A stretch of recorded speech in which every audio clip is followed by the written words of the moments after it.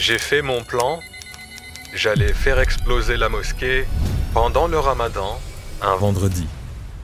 L'enfant pleinement heureux avait des amis. J'aimais vagabonder dans les rues. Au lycée, j'ai eu beaucoup de problèmes. Ces musulmans essaient de me tuer. Tout le monde déteste les musulmans. Si je vois une femme en hijab, ou si je vois un homme portant des sandales et qu'il a la peau foncée, ne lui fais pas confiance, garde un œil sur lui. Et même si je voulais mourir, je voulais haïr quelqu'un encore plus. Je voulais haïr quelqu'un encore plus. Je ne savais pas si je devais être plus proche ou si j'étais à la bonne distance, mais je me suis assis là-bas et le plan était de m'asseoir là-bas et attendre. Je l'ai programmé et j'observais.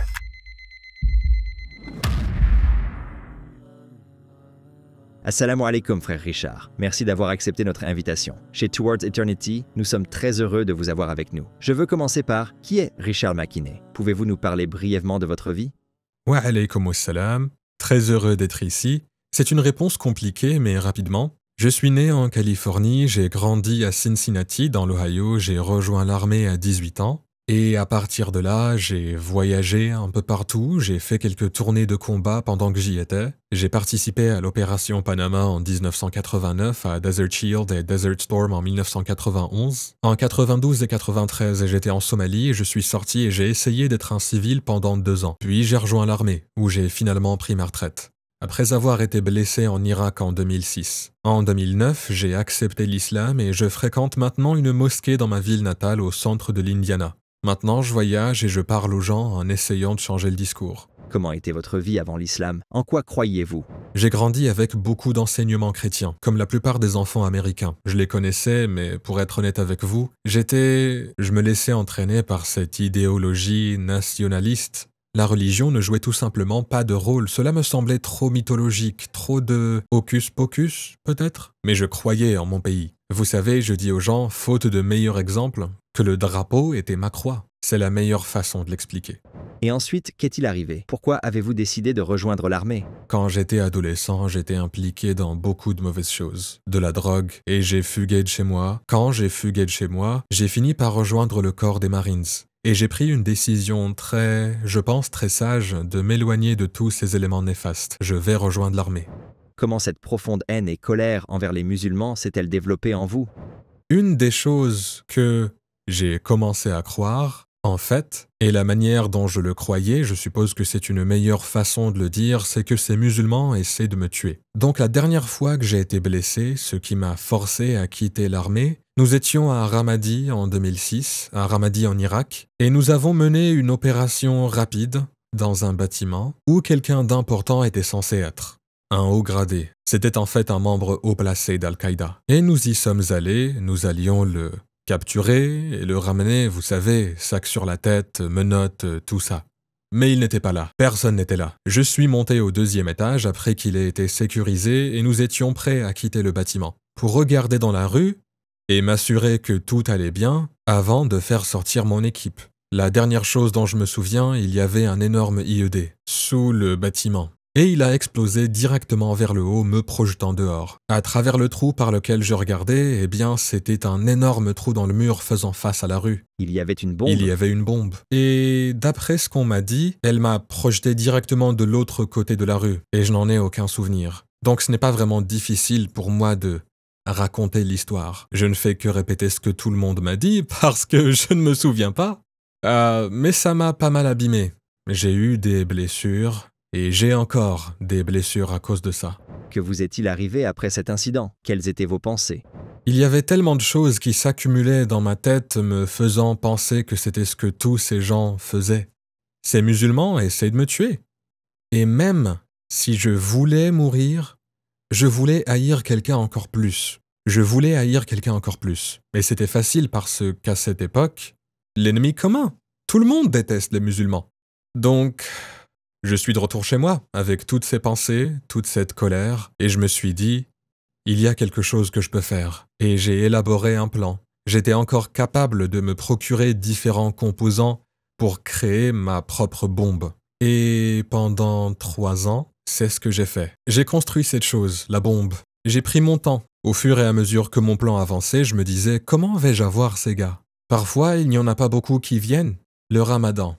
Le ramadan, un vendredi après-midi. Ils sont tous là. Quand je parle aux chrétiens, souvent je leur dis que c'est comme les catholiques pour la messe de Noël. Vous ne les voyez peut-être pas le reste de l'année, mais ils seront là pour la messe de Noël. Où exactement vouliez-vous le faire et quel était votre plan?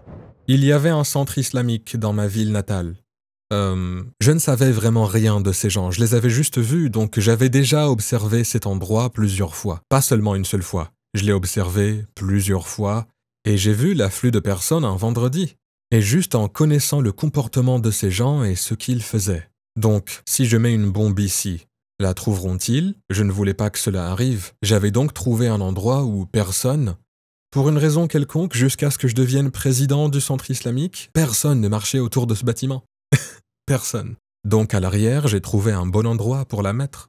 Et j'allais la mettre là, en pleine nuit, la veille, et il y avait une banque. Je dirais probablement à environ 2500 mètres de là, ce qui était un coup de poker parce que je n'étais pas sûr à cause de la distance. Je ne savais pas si je devais être plus près ou si j'étais à la bonne distance, mais je me suis assis là-bas et le plan était de rester là et d'attendre le moment parce que j'avais découvert à quelle heure il commençait pour la programmer et j'observais. N'aviez-vous pas peur des conséquences de faire quelque chose comme ça? En tant que Towards Eternity, nous avons besoin de votre soutien. Nous sommes une organisation caritative qui vise à répandre le message de l'islam à travers le monde en 10 langues. Avec votre soutien, vous pouvez aider les gens à se convertir à l'islam, à abandonner les harams, à commencer à prier, à porter le hijab, à apprendre à lire le Coran, etc. Et obtenir votre part de toutes ces bonnes actions, Inch'Allah. Faites un don à Towards Eternity et ne manquez pas cette opportunité en or. N'aviez-vous pas peur des conséquences de faire quelque chose comme ça?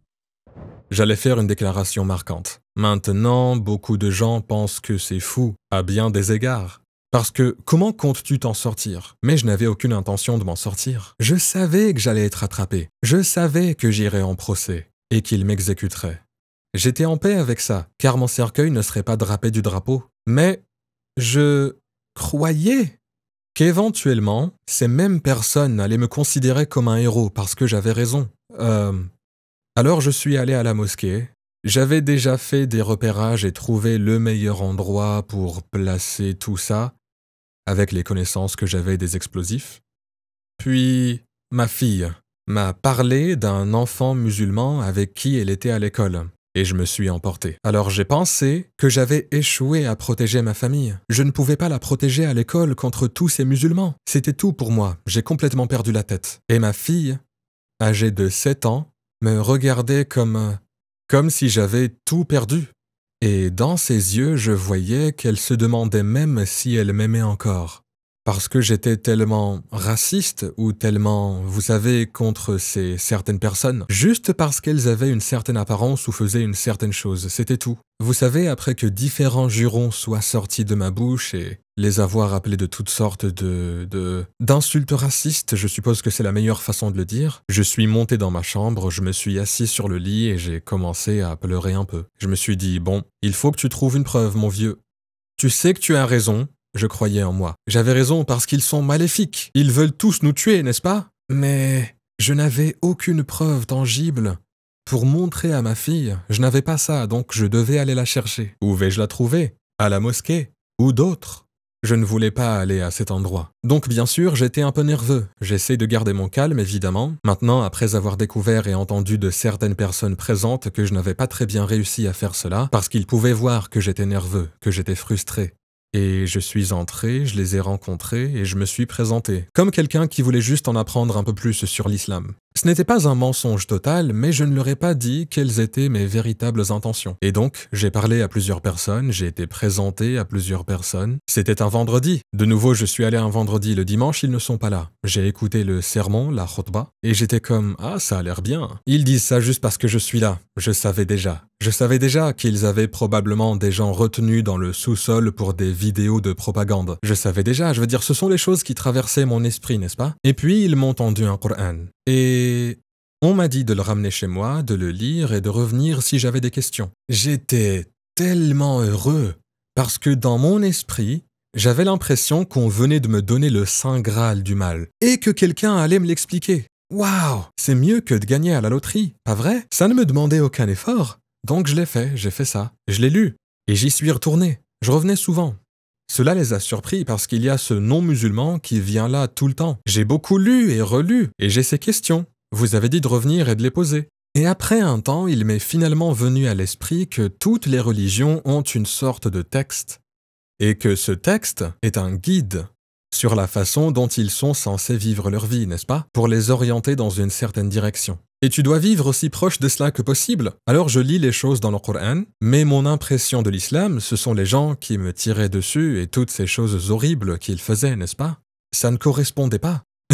Mais ces gens, ici à Muncie, Indiana, étaient en réalité, je pouvais donner des exemples de choses qu'ils faisaient qui étaient en accord avec ce que le Coran leur disait de faire. Donc eux le sont et eux ne le sont pas. Je n'ai jamais été considéré comme un intellectuel, mais une lumière s'est allumée. Évidemment, ceux dont j'avais eu mon impression de l'islam étaient un mauvais exemple. Ce n'est pas l'islam, ça c'est l'islam. Alors j'ai commencé à changer un peu, mais ensuite j'ai traversé des étapes. Peut-être que ceux-là sont les bons musulmans. J'ai entendu dire qu'il y a de bons musulmans, peut-être que ce sont eux, peut-être que ce sont les bons. Et alors que je fais la connaissance d'autres musulmans, en faisant des recherches en ligne et en regardant des vidéos YouTube bonnes et mauvaises, parce qu'à l'époque il y en avait encore de très mauvaises, et en regardant cela et en le comparant à ce qui est dans les écritures ici, toutes ces mauvaises vidéos, elles viennent d'un endroit de haine. Il n'y a aucune connexion entre ce qui est dans le livre et ce qu'ils disent. Il n'y a aucun lien. Oh, mince. Alors j'ai juste continué à lire et à lire. Mes sentiments négatifs ont commencé à se dissiper lentement. Ils ont juste disparu, et puis j'arrive à certains passages du Coran, comme 5.32, vous savez, tuer un être humain, c'est comme si tu avais tué toute l'humanité. Non! Le meurtre indiscriminé, commis par ces gens, qui avaient affecté ma vision de l'islam. Waouh!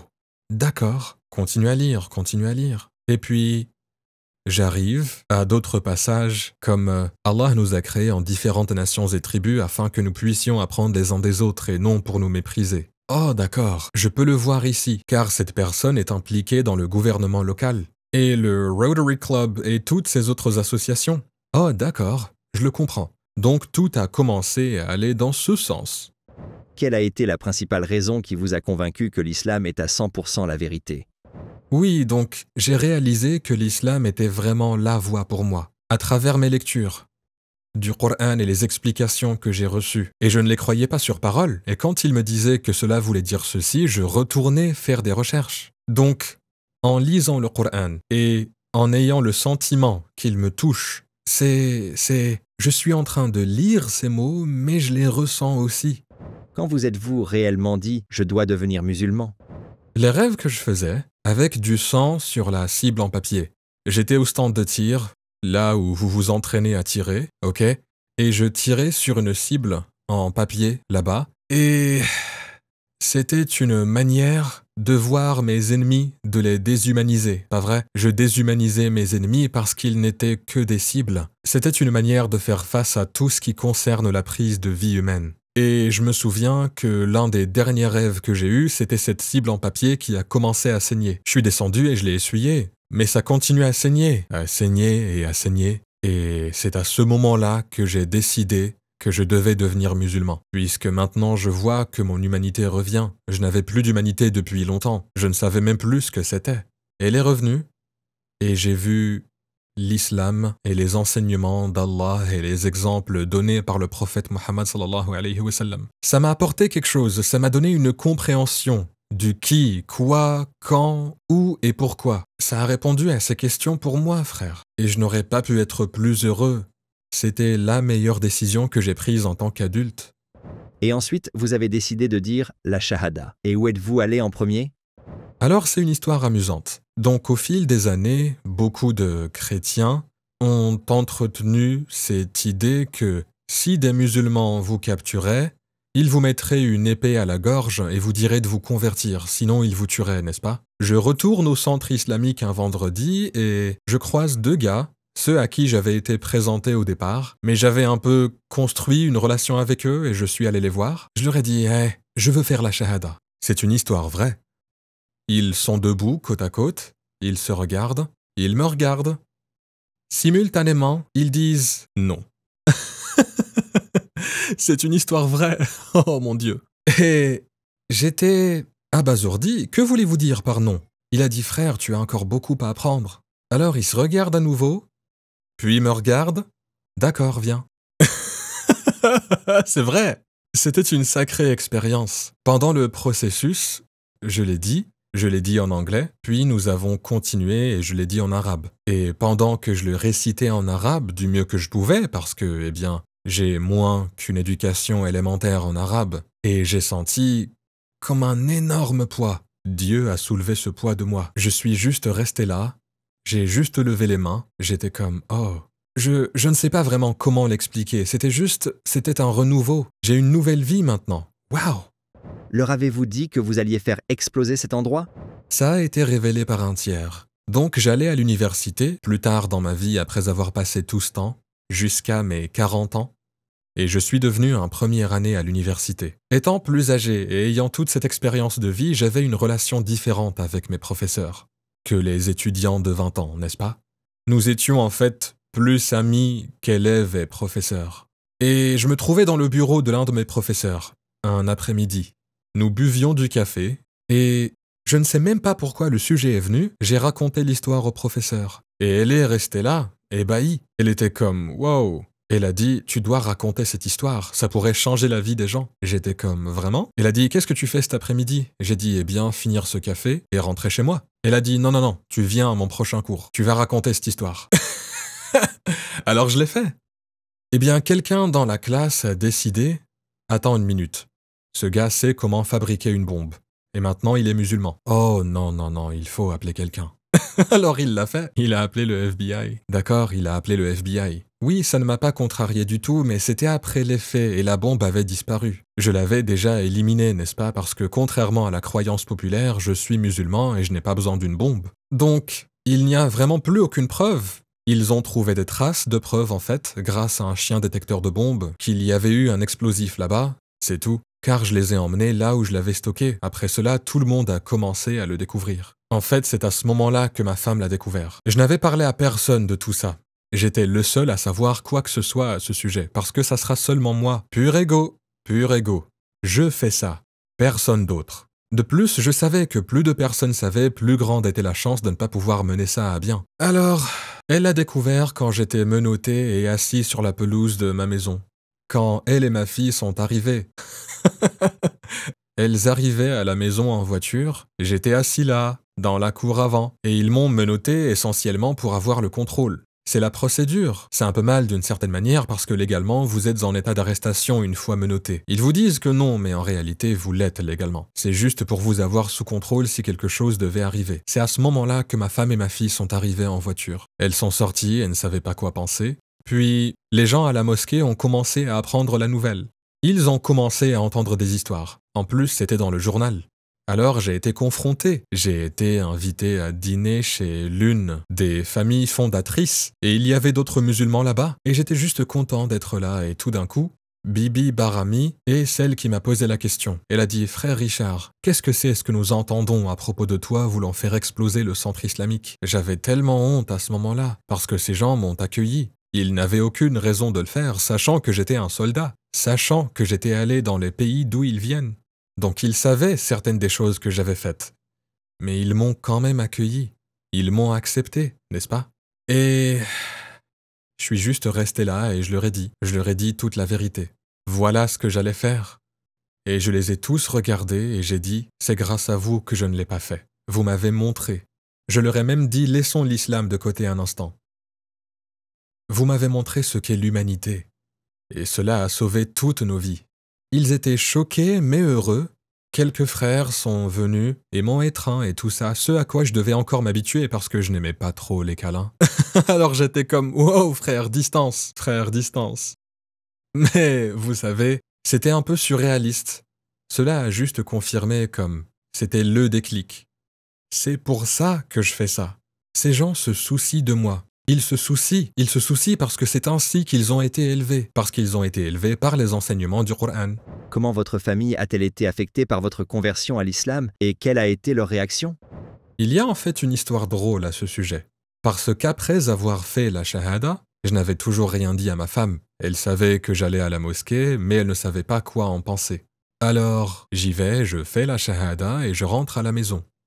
Je m'effondre sur le canapé, un peu comme, vous savez, « Oh, je reviens juste du travail », quelque chose dans ce genre. Et elle me dit, « Est-ce que tout va bien ?» Parce qu'elle s'inquiétait que je fasse quelque chose, n'est-ce pas? Elle n'en avait aucune idée. Et j'ai dit, « Non, tout va bien. » Elle répond, « D'accord, d'accord. » Je l'ai regardée et j'ai dit, « Je suis musulman. » C'est une autre histoire vraie. Drôle, mais véridique. Alors elle a dit, « Quoi ?» J'ai dit, « Oui, j'ai fait ma shahada. » Elle a dit, « T'as quoi ?» Et donc, avec ma nouvelle connaissance de l'islam, j'ai essayé de lui expliquer du mieux que je pouvais, d'accord, en utilisant des exemples comme le baptême. Et elle ne savait pas quoi penser.